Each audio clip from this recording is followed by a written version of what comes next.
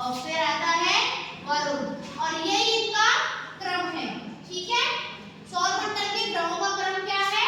बुध, शुक्र, पृथ्वी, मंगल, बृहस्पति, शनि और वरुण। हमारा जो बुध ग्रह होता है ये सौरमंडल यानी सूर्य के बहुत नजदीक होता है, तो इसे कौन सा ग्रह बोला? नजदीक का ग्रह। ये जो हमारा शुक्र ग्रह होता है ये बहुत ही चमकीला ग्रह होता है। किस प्रकार का ग्रह होता है? चमकीला ग्रह। पृथ्वी को कौन सा ग्रह बताया गया है? नीला ग्रह। कौन सा? नीला। मंगल को लाल ग्रह के नाम से जाना गया है। कौन से ग्रह से? लाल ग्रह। बृहस्पति सबसे भारी ग्रह यानी बहुत बड़ा ग्रह, यानी सब ग्रहों का बड़ा सा एक समूह। शनि जिसको हमने सुंदर ग्रह के नाम से जाना है कि शनि कौन से ग्रह?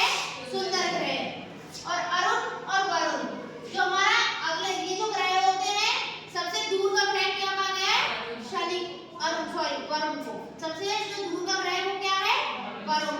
इन ग्रहों का क्रम और इनके नाम समझ में आए सभी को? ठीक है, ठीक है। अब मैं इससे संबंधित प्रश्न पूछती हूँ। ठीक है, अब मुझे बताइए सौरमंडल के ग्रहों का क्रम कौन बताएगा? आप बताओ प्रीति, सौरमंडल के ग्रहों का क्रम?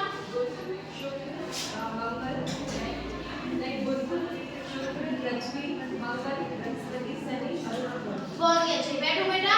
इन्होंने हमारे सौरमंडल के ग्रहों का क्रम बताया। अब मुझे ये बताइए सौरमंडल के सबसे पास का ग्रह और सबसे नजदीक का ग्रह जो है, पास या नजदीक का ग्रह जो है कौन बताएगा? बताओ बेटा।